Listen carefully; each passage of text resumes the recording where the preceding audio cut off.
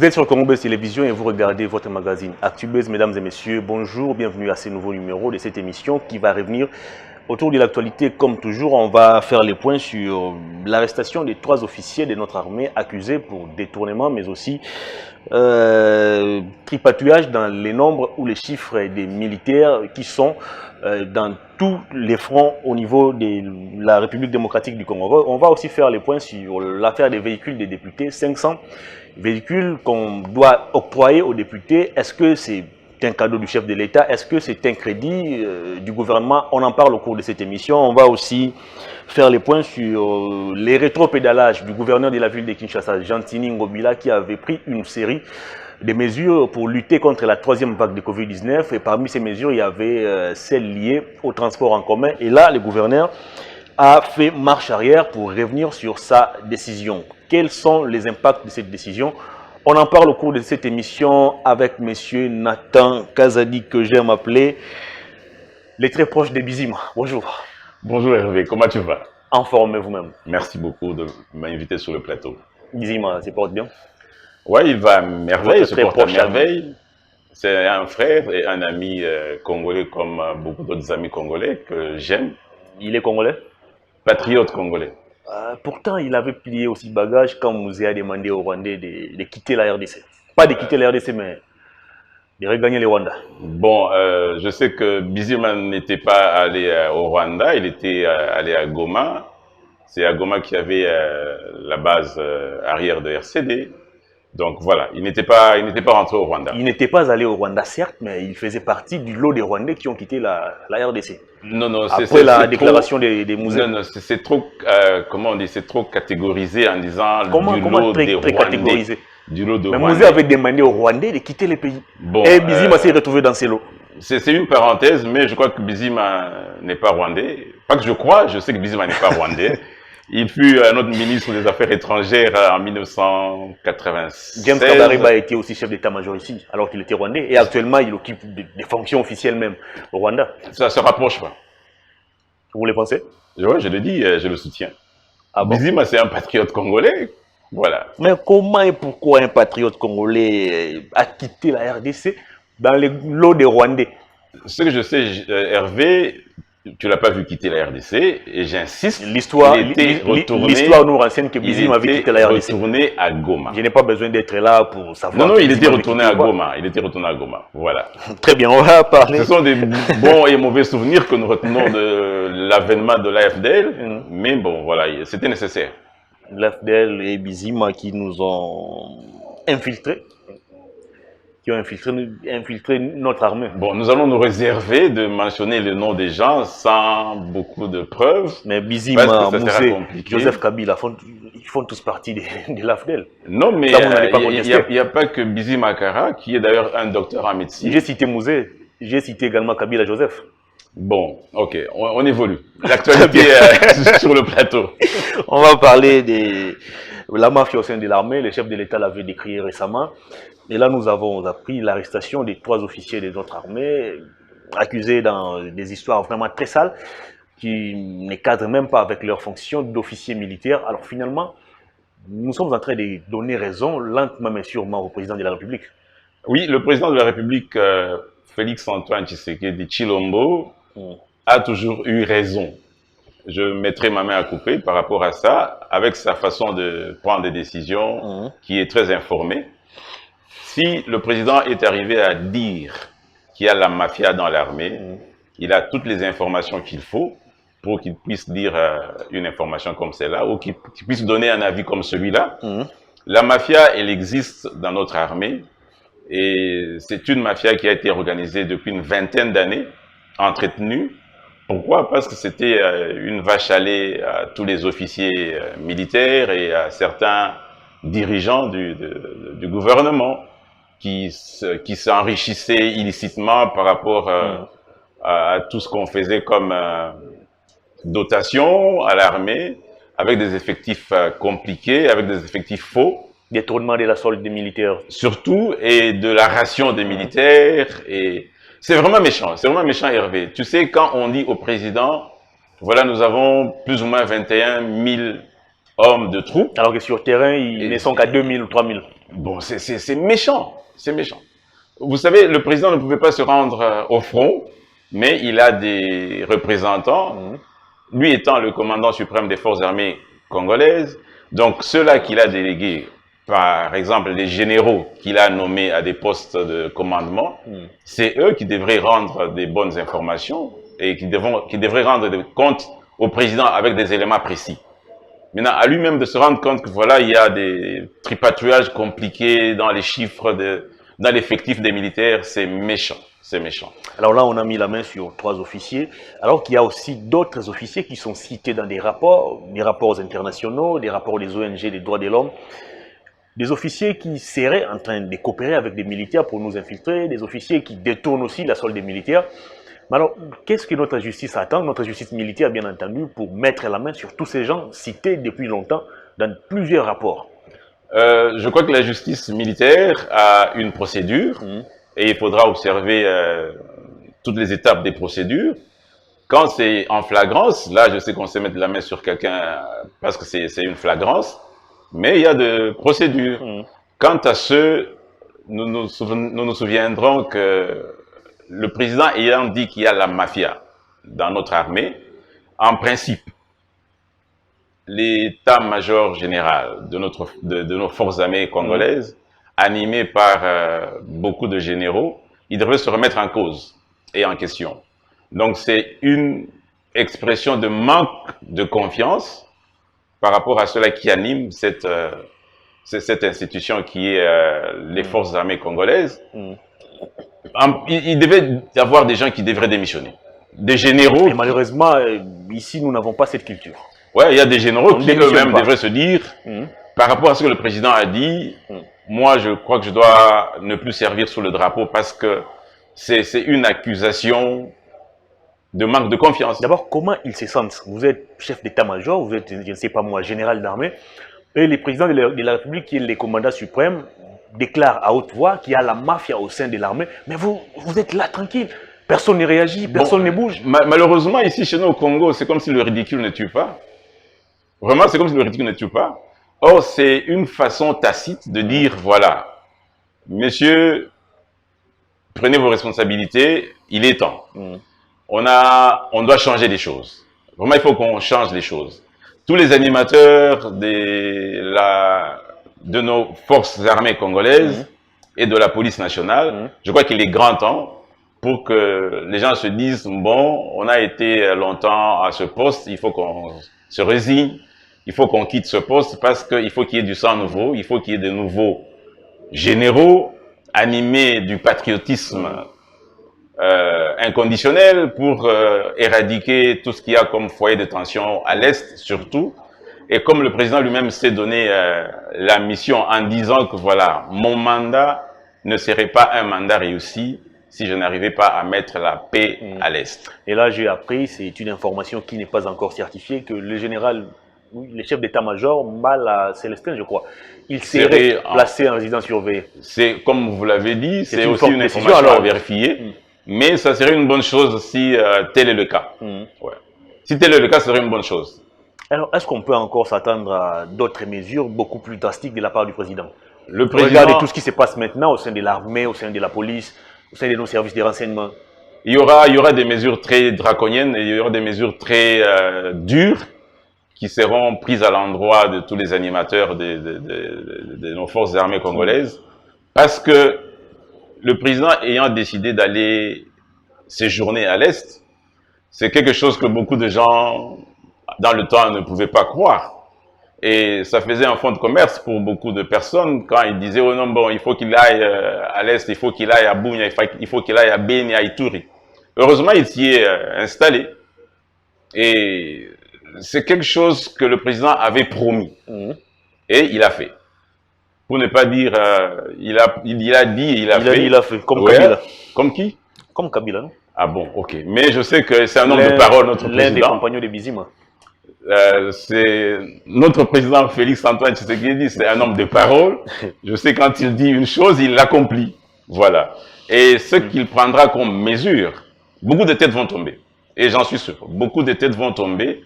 Pas seulement en tombant, mais en se retrouvant aussi dans des maisons carcérales.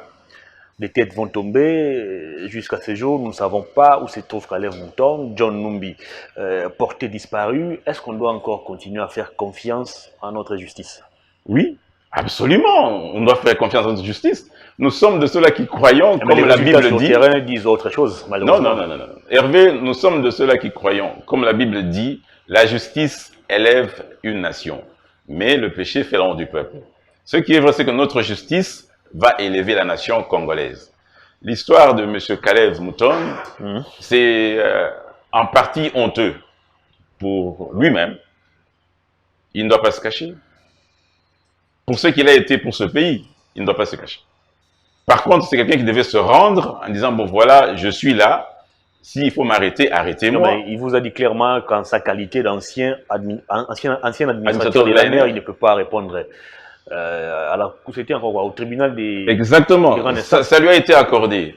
Qu'à cela ne tienne, ayant assumé ses hautes fonctions comme un inspecteur, comment on dit, un inspecteur général de FBI, donc de notre agence de sécurité, agence nationale de renseignement, il détient des secrets d'État très avancés, et c'est quelqu'un qui doit se rendre. Tu sais, par patriotisme, il ne fallait même pas le supplier, et il ne devait même pas se cacher.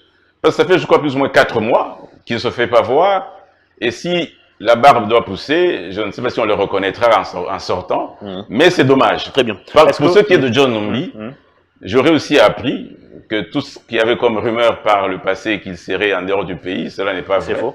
Il est encore au pays. C'est aussi un appel pathétique que je lui lance. Pourquoi on n'arrive pas à mettre la main sur lui? Tu sais, arriver à ne pas mettre la main sur lui, c'est trop dire. Mais ça fait pratiquement 4 ou 5 mois qu'il est recherché. On compte sur leur bonne probité morale. Et on croit qu'ils ont encore cette probité morale, et par instinct de patriotisme, ils doivent se rendre.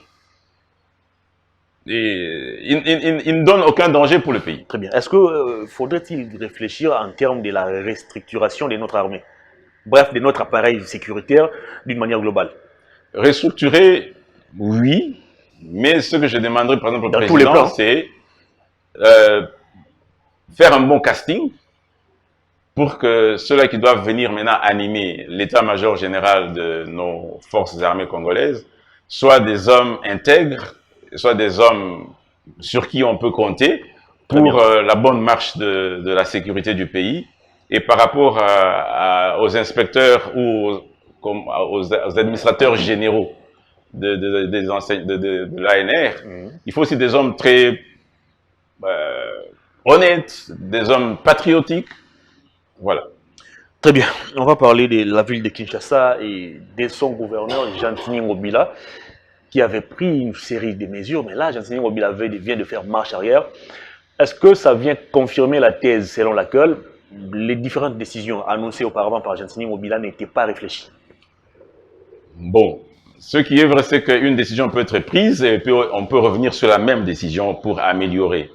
Mais quant à ce que le gouverneur Ngobila a dû prendre comme décision pour la ville de Kinshasa, il y a quelques décisions qui ont été bonnes et quelques-unes d'entre elles qui n'étaient pas bonnes. Par exemple, renforcer les mesures barrières pour protéger les habitants de Kinshasa contre la vague de la Covid-19, c'est déjà bon, mais quant à la décision de réduire le nombre des passagers dans les véhicules, ça a coûté du temps à beaucoup de gens. C'est justement ça qui a fait reculer Ngobila.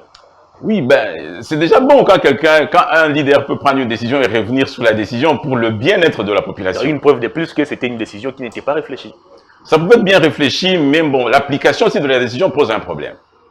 Est-ce que la décision en question cadrait d'abord avec nos réalités quinoises? Non. Vous savez comment nous vivons, vous savez comment les transports nous posent problème, et aller jusqu'à décider de réduire le nombre des passagers à bord des véhicules en commun, sans toutefois déployer sur terrain un seul bus de l'hôtel de ville, est-ce que c'était une bonne décision? Non, c'était pas une bonne décision. Déjà en passant, tu sais, Hervé, hier, je prenais un taxi, je monte à bord du taxi et on était à 3 derrière. Quelqu'un dit, il faut qu'un passager descende.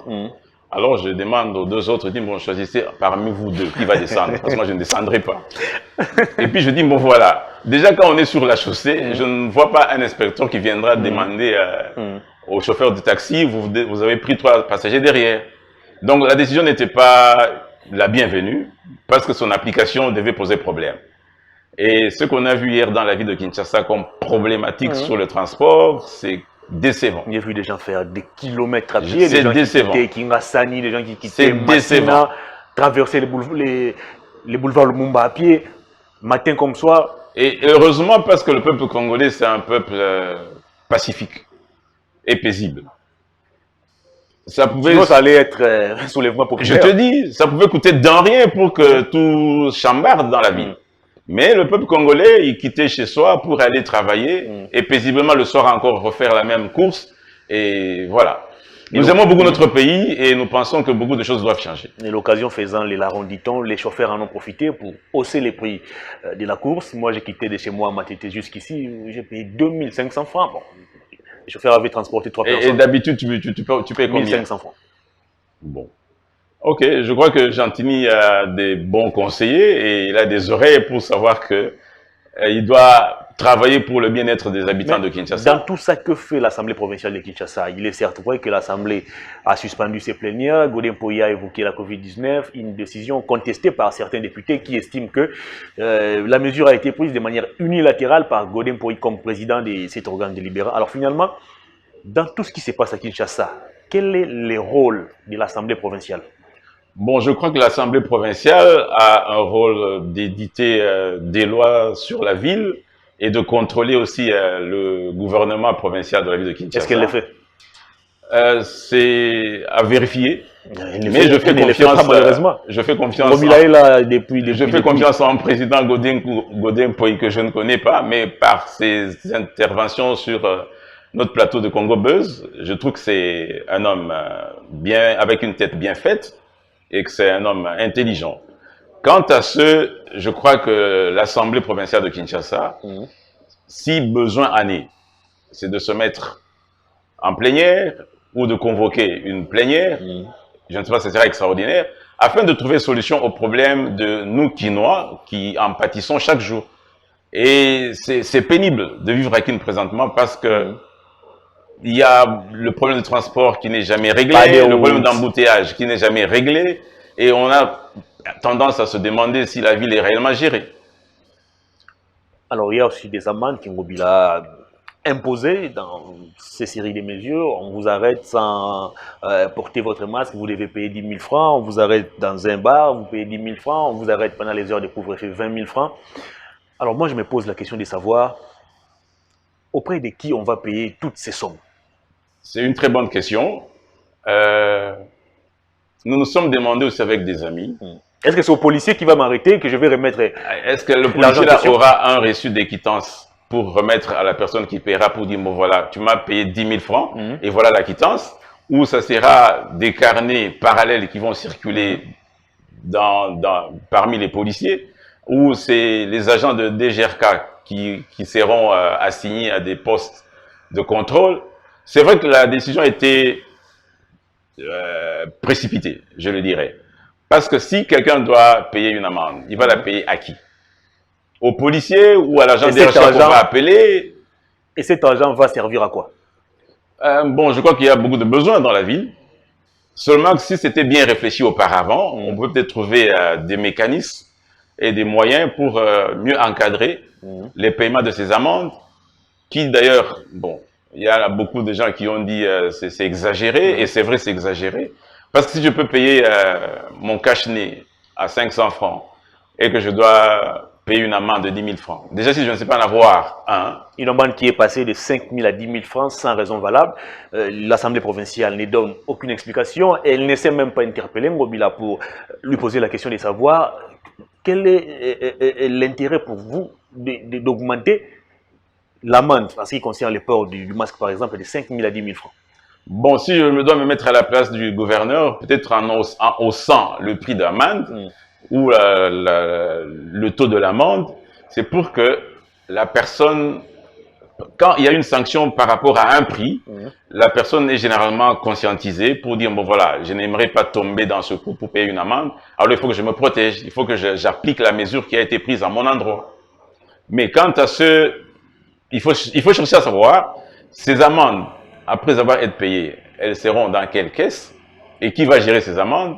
Et Déjà seront affectées à quoi? Déjà que les barrières qu'on érige pour les couvre-feux sont transformées en des postes de péage. Donc Oui. si vous avez vos 20 000 francs, 50 000 francs, vous pouvez sillonner ici la nuit. Vous arrivez là où on a mis les barrières, vous donnez 10 000 francs, vous passez. Ça, c'est vraiment quelque chose de très fréquent. C'est déplorable, mais il y a des barrières où vous arrivez, on vous arrête, on ne vous demande rien et on vous garde jusqu'au petit matin. Ah, peut-être si vous croisez le général Kassongo lui-même. Non, non, mais si ce n'est pas lui, moi... Il y a des témoignages des gens qui se sont rendus sur des barrières et les policiers mis en surveillance là-bas, ils ont dit, bon voilà, monsieur, vous ne payez rien, on vous garde jusqu'au petit matin. On va terminer l'émission avec l'affaire des véhicules des députés. Un dossier qui défraie aussi la chronique, une polémique suscitée. Moi, jusque-là, je n'arrive pas à en comprendre. C'est un cadeau du président de la République ou c'est un crédit que le gouvernement donne à ses députés? Je crois que nous devons nous référer à ce que le rapporteur de l'Assemblée nationale, excusez-moi, a donné comme message, parce que c'est la bouche autorisée de l'institution Assemblée nationale. Si on doit prendre beaucoup de temps pour parler des Jeeps, c'est regrettable. Ce n'est pas la première fois qu'on offre aux députés nationaux des véhicules. Je crois pendant la législature de 2006, il y avait pareil geste. 2011... Les contextes n'est plus les mêmes. Bon, le contexte... Aujourd'hui, on parle Covid-19, il y a des hôpitaux qui sont pleins, il y a des hôpitaux qui manquent des ambulances, il y a des hôpitaux qui manquent des matériels. Pourquoi on va aller donner... Moi, j'ai parié que 99% des députés sont véhiculés. Mais pourquoi on va encore les doter des véhicules alors qu'ils ont déjà des moyens de transport? Bon, Hervé, tu sais, je vois que ça peut être un mal nécessaire pour ceux... Parce qu'il y a des députés qui n'ont pas de véhicules. Ah, je ne les pense pas. Je ne les pense pas en tout cas. Bon, ne nous plongeons peut-être pas dans cette comparaison. Je suppose qu'il y a des députés qui n'ont pas de véhicules. Je ne le pense pas. J'ai suivi les rapporteurs qui ont aussi dit qu'il y a des députés qui viennent ici en moto, mais après ça fait quoi? Il y a des magistrats qui circulent ici aussi en moto. Bon. Est-ce qu'ils sont moins congolais par rapport à ces députés? Non. Il y a des médecins qui traversent tous les boulevards ici sur la moto. Est-ce que ça fait des moins congolais par rapport à un député? Non, non, ce n'est pas par rapport à ça. Et ne perdons pas non plus de vue. L'histoire des véhicules ici qu'on veut offrir aux députés ne doit pas détourner l'attention de l'opinion populaire sur les détournements qui ont été organisés avec des cartes de crédit qu'on a tirées sur vos banques et dernièrement qu'on a tirées sur TMB.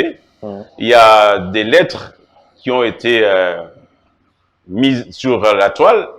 En 2014, il y a 3 lettres qu'on a publiées où le ministre délégué, en son temps, avait demandé au trésor, au gouverneur de la Banque centrale de créditer ou d'approvisionner le compte du Premier ministre en son temps avec des fonds tirés sur le trésor public. Et ça, c'est ce qui doit aussi nous préoccuper. Les Jeeps ou les véhicules, les députés n'ont même pas encore reçu ça. Mais on ne doit pas défrayer la chronique avec ça. Mais pourquoi il n'y a pas de transparence dans cette affaire des Jeeps des députés? Il y a d'un côté, on parle d'un cadeau du président de la République, selon le député Daniel Safou. Eliezer Ntambwe parle d'un crédit du gouvernement. Alors pourquoi on ne peut pas nous dire exactement la banque qui a emprunté ou qui a emprunté l'argent au gouvernement? Pourquoi on ne peut pas citer aussi l'entreprise qui va fournir des véhicules aux députés? Bon, je crois que ça ne sera pas un secret. C'est quoi le mystère? Je crois que ça ne sera pas un mystère ou un secret. Ça sera mis à nu parce que la population est concernée. Vous le pensez avec cette Assemblée nationale qui est habituée à parler à huis clos de toutes questions liées aux finances? Bon, les choses sont en train de changer, Hervé. On pourra demander aux députés ou à Honorable Eliezer Ntambwe de nous donner beaucoup d'amples informations par rapport à ça. Toi et moi ne sommes pas députés, donc eux qui sont mieux placés pourront nous donner des informations précises. Mais il ne faut pas détourner l'attention populaire par rapport à l'octroi de ces véhicules. Ouais, il y a plus de ce qui nous intéresse, c'est la République démocratique du Congo, toutes ses valeurs et tout ce que nous pouvons faire pour cette République. Très bien, on est arrivé à la fin de cette émission. En quelques secondes, la caméra est là devant vous, votre dernier message au public, puis on va se séparer. Que la peur quitte notre esprit et que Dieu bénisse la RDC. Ça prouve à suffisance combien vous êtes fidèle de l'école de la sagesse. Fier de l'être. Vous avez fêté vos 5 ans dimanche. Oui, oui. Ça s'est bien passé. Très, très bien passé. Et je demanderai à beaucoup de nos compatriotes de nous suivre régulièrement, de s'abonner sur Congo Buzz. Congo Buzz a des très bonnes informations, a des informations fiables, comme on dit généralement dans le jargon quinois, sans formol. Voilà. Pour mieux s'informer, il faut aller sur Congo Buzz. Très bien. Merci beaucoup, M. Nathan, de votre passage. Merci beaucoup, Hervé. Fin de cette émission à toutes et à tous. Merci de l'avoir suivi. Au revoir.